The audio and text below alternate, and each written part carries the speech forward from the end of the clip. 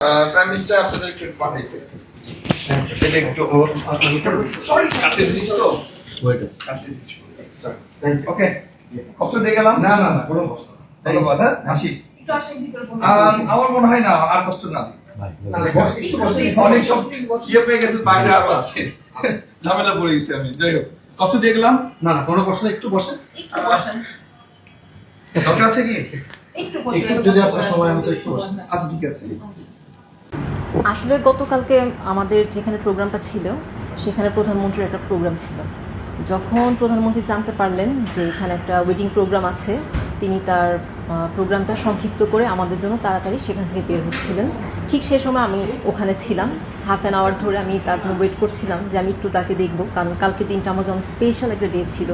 আর আমার স্পেশাল ডেতে হচ্ছে আমাদের মাননীয় প্রধানমন্ত্রীর সাথে আমার দেখা হবে। শুধু দেখা হয়নি, উনি আমাকে দোয়া দিয়েছেন এবং আমার হাজব্যান্ডের কথা জিজ্ঞেস করলেন যে সে কোথায় দেখা করবে। যখন বললাম যে সে এখনও পৌঁছেনি, তারপরে সে দোয়া দিয়ে তারপর চলে গেলেন। আর আমাদের মাননীয় প্রধানমন্ত্রীর সাথে কালকে আমার স্পেশাল ডেতে দেখা হলো, এর চাইতে তো বড় খুশি কিছু আমার আর নেই। আজকে আবার হঠাৎ করে তার পক্ষ থেকে একটা গিফট আসলো আমাদের জন্য। এই অনুভূতিটা আসলে আমি বলে প্রকাশ করতে পারছি না। হচ্ছে কালকে থেকে এটা নিয়েই খালি কথা বলছি, এটা নিয়ে আমরা এক্সাইটেড যে অনারেবল প্রাইম মিনিস্টার উনি আমার ওয়াইফের সাথে দেখা হলো, আমার কথা জিজ্ঞেস করলো, আজকে আবার গিফট আসলো। এটা আসলে বোঝানোর মতো না। তো এটা খুবই টোটাল আমাদের বিয়ে ওটা একটা স্পেশাল ইভেন্ট, ওটাকে আরও বেশি স্পেশাল হয়ে গেল ওনার এই অ্যাক্টিভিটির জন্য।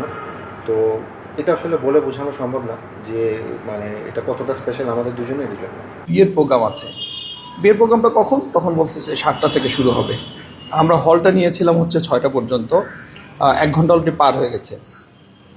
তা ও হল কর্তৃপক্ষ যারা কৃষিবিদ যারা আছে তারা আমাদেরকে ওইভাবে জানায়ও নি। প্রাইম মিনিস্টার প্রোগ্রাম মনে করেছে যে প্রাইম মিনিস্টার প্রোগ্রাম কীভাবে আর জানাবো, তাকে হয়তো সাহস করেনি বা কিছু একটা। পরে আমরা এটা প্রাইম মিনিস্টার কানে দিই, কানে দেওয়ার সঙ্গে সঙ্গেই আমাদের 3জন মন্ত্রীর বক্তব্য ছিল এবং প্রশ্নোত্তর পর্ব ছিল প্রায় 1.5 ঘন্টা।